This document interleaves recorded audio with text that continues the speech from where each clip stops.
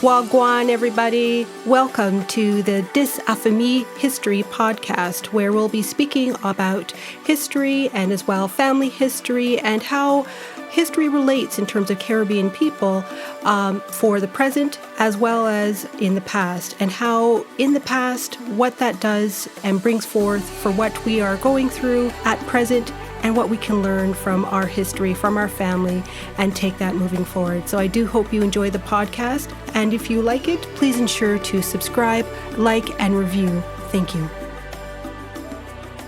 History of the Golden Rock Plantation and the Transatlantic slave trade. They called it the Golden Rock, a tiny 8-square-mile volcanic island in the heart of the Caribbean that somehow became one of the wealthiest places on Earth. In the 18th century, the island of St. Eustatius was a global hub of commerce. Its harbor overflowed with ships, and its warehouses were packed with luxury goods. But how did this remote little rock get such a glittering name? And what was the brutal, unspoken price of all that wealth? This is a story of how a golden reputation was built on a foundation of unimaginable human suffering. It's a story of an island that became a critical piece in the brutal machine of the transatlantic slave trade, and how one plantation was at the dark heart of it all. To understand the Golden Rock, you have to look at its geography and the ambitions of empire. Long before Europeans arrived, the island was home to indigenous people. But in 1636, the Dutch West India Company claimed what they saw was an uninhabited island. What it lacked in size, it more than made up for with its strategic location. St. Eustatius, or Statia as it's known, sits right at the crossroads of the Atlantic. The Dutch had a revolutionary idea. In an age where colonial trade was heavily regulated, they declared Statia a free port. This meant no taxes on imports or exports. It was a brilliant economic move. Suddenly, ships from all over the world, British, French, Spanish, and soon America, flocked to its shores. At its peak, more than 3,000 ships visited the island every year, a staggering number for such a small harbor. They came to trade everything you can imagine: spices, textiles, weapons, and rum. The island turned into a bustling, cosmopolitan marketplace, a vital link in the web of global trade. Its wealth became so legendary that people simply called it the Golden Rock. This neutrality was especially profitable during wartime. When the American Revolution War broke out, Statia became the main supply of weapons and ammunition to the rebellious American colonies. Gunpowder was smuggled in barrels labeled as tea or molasses. In a bold move in 1776, Fort Orange on Statia fired the first salute, becoming the first foreign power to formally acknowledge a flag of the brand new United States. Cemented Statia's place in American history, but it also enraged the British, who saw the island as a nest of smugglers trying to undermine their empire.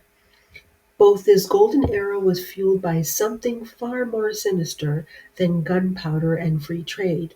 The entire economy, the reason for the island's colonial existence, was about to be taken over by a single, insatiable demand. The dark engine of the Caribbean economy was sugar.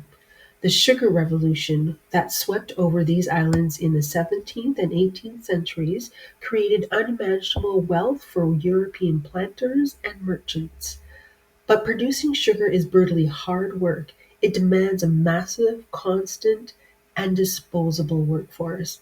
The horrifying solution Europeans came up with was chattel slavery. St. Eustatia wasn't just a trading post for goods, it became a crucial transit port for human beings. It was a key stop in the infamous triangular trade. Ships loaded with European goods would sail to West Africa, trade those goods for captive Africans, and then transport them across the Atlantic in the horrific journey known as the Middle Passage. Many of those who survived this journey landed right here on Statia. The island wasn't just a final destination, it was a marketplace for human lives, a place where enslaved people were sold, then shipped out again to plantations across the Caribbean. To feed this system, plantations were set up all over the island. By the mid 18th century, Statia had 75 plantations growing sugarcane, cotton, tobacco, and coffee. One of the largest and most important was the Golden Rock Plantation, located in the island's central plains. Its name, ironically, was the same as the island's nickname, a daily reminder that the wealth being generated here was tied directly to the land and the people forced to work it. It was a brutal process. Captive Africans, exhausted and traumatized from the Middle Passage, were unloaded into a slave depot near the harbor before being sold at auction. They were treated like property, inspected like livestock, and sold to the highest bidder. For those bought to work on plantation like Golden Rock, it was the start of a life of unending forced labor, a life where humanity was systematically denied. By the 1790s, nearly 5,000 of the island's 8,000 residents were enslaved, a stark reminder of how completely slavery dominated every part of life on Golden Rock. So, what was life really like for the enslaved people at the Golden Rock Plantation? For a long time, the only answer came from the records of, of their enslavers, biased accounts that hid the human reality. But in 2021, that started to change. During a planned expansion of the island's airport, located right on the former grounds of the Golden Rock Plantation, archaeologists made an incredible discovery: an 18th century African burial ground. It's now believed to be one of the largest of its kind ever found in the Caribbean. The excavation, though controversial because of the lack of community involvement that eventually led to its suspension, has opened an unprecedented window into the lives of the people who lived and died here. So far, the remains of dozens of individuals has been uncovered, men, women, and even infants. These weren't just numbers in a ledger. They were people. Their bones tell a story that the official documents never could.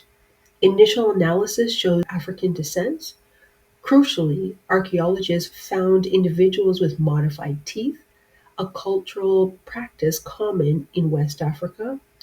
Plantation owners usually forbade these practices, which strongly suggests that these individuals were first generation Africans, stolen from their homes and brought directly to St. Eustatius. They were buried with care, a final act of dignity in a life that offered them so little. Artifacts found in the graves give us heartbreaking clues about their world. Coffin nails suggest formal burials, tobacco pipes, beads, and ceramic plates were buried with them, precious personal items they held on to. One of the most poignant finds was a 1737 coin with King George II of England on it, found resting on a coffin lid. These discoveries are giving a voice to the voiceless. Scientific analysis is still ongoing. Isotope analysis of the remains can reveal what they ate and even where they were born, confirming their origins in Africa. DNA testing can trace their lineage, while other studies can identify the disease and physical stress they endured. The burial ground confirms that even in the face of unimaginable brutality, these people held onto their cultural identities and their humanity. They resisted being dehumanized through their rituals, their traditions, and their connections to each other. The existence of this cemetery, hidden for centuries, is a powerful testament to their resilience. But it is also a sacred, somber reminder of the immense human cost of the island's golden age. The golden age of St. Eustatia was brilliant, but it was brief. After the first salute, British Admiral George Rodney sacked the island in 1781, looting its wealth and effectively shattering its economic power. The island never truly recovered, though it was passed between French, British, and Dutch 22 times over its history. Its time as a golden trading giant was over. The system of slavery, however, continued. It wasn't until July 1st of 1863 that the Netherlands officially abolished slavery in its colonies. For the thousands of enslaved people on Statia, including those at the Golden Rock Plantation, it was the beginning of a new uncertain era. Freedom didn't erase the deep scars left by the centuries of bondage. The economic and social structures built on slavery would cast a long shadow over generations to come. Today, St. Eustatia is a quiet island, a special municipality of the Netherlands with a small population. The once bustling lower town, with its rows of warehouses, now lies partly in ruins, a silent monument to a time gone by. The ruins of old plantations dot the landscape, slowly being reclaimed by nature, and at the site of the Golden Rock Plantation, a modern airport runway sits right next to a sacred burial ground, a stark contrast of a past and present. The discovery of the African burial ground was a turning point, but it also sparked a painful and necessary conversation. The initial excavations were stopped after protests from the local community who felt they hadn't been properly consulted about the handling of their ancestors' remains. It was later revealed that the archaeological group had deliberately misinformed the community, highlighting a deep disconnect. Then in 2023, the site of the enslaved village was severely damaged during construction work, a devastating loss of irreplaceable damage. This controversy highlights a crucial point. This isn't just history, it's living memory. The legacy of the Golden Rock and the transatlantic slave trade is etched into the island's identity, its culture, and its people. Recognizing this past and honoring the memory of those who suffered is a complex, ongoing process. Recently, the burial sites have gained recognition from UNESCO's Roots of the Enslaved People project, a step towards ensuring this history is researched and remembered with the respect and community involvement it deserves. The story of the Golden Rock is a story of global tragedy, told on a tiny island. It's a story of how the pursuit of wealth can lead to the deepest of human evils.